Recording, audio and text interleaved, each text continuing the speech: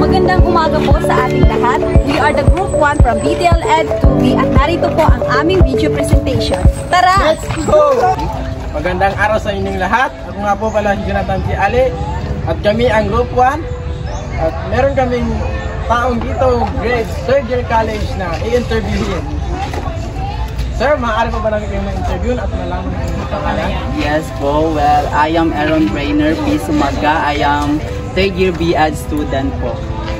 Meron po naman kaming dalawang katanungan sa inyo. Ang una is, paano po ba na-apply ng teacher or ng inyong guro ang technology sa kanyang pagtuturo? Thank you so much for that question. Technology kasi ngayon is very nagagamit ng aming guro. So, ginagamit niya ito sa kanyang pag-discuss ng aming topic. So, kasi kapag ginagamit ito ng guro sa amin is mas mapadali namin mag-catch up or malaman kung ano yung topic namin within that day. So, ang pangalawang katanungan is, paano nga ba nagiging epektibo ang technology sa pagtuturo? Thank you so much. Technology kasi is very nakakatulong nga, sabi ko kanina, sa isang guro. So, nagiging effective yung paggamit ng technology kasi yung mga student is nakaka-catch up natin ng mga teacher or ng mga teacher yung attention nila by using technology sa pagpapakita ng mga larawan, sa pagpapakita ng video. So, through that is mas nalalaman ng student or mas effective yung pagtuturo ng isang guro. So, yun lang po. At ito na po ang aming pangalawang interviewin. So, ate, maaari ba naming malaman ang iyong pangalan? Opo. My name is Makmain Sultan Hashim. I am 3rd year BAd. Ito po ang aming katanungan. Paano ginagamit ng iyong guro ang technology sa pagtuturo?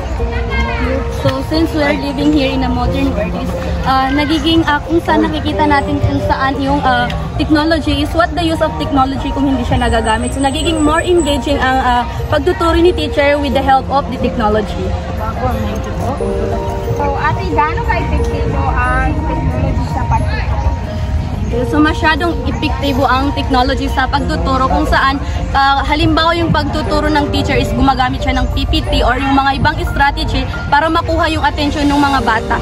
So, masyado siyang nakakatulong sa as a future teacher is masyado siyang nakakatulong sa atin. That's it.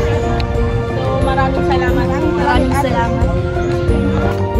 Ano nga ba ang disadvantage ng technology?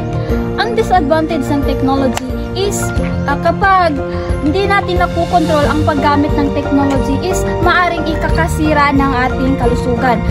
Minsan, inaasa na lang natin ang lahat sa technology kaya nagiging tamad ang isang bata or estudyante. Ngayon po na narinig natin ang pahayag ng ating mga respondent, ang technology po ay napakahalaga sa atin dahil mas napapadali po ang pag-access natin ng information sa ating pag-aaral.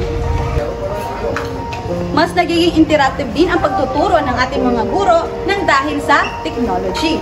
Napaka-importante ito, lalong-lalo na po sa kagaya namin ng mga future educator dahil malaking tulong po na dapat is ngayon pa lang ay malaman namin kung paano nga ba gumagamit ng technology dahil magagamit natin to in the future. Mas napapadali din po ang pagkikipag-communicate natin sa ating mga guro sa pamamagitan ng technology.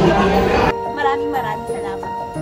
Again, this is BTL 2B Group 1. Maraming salamat po.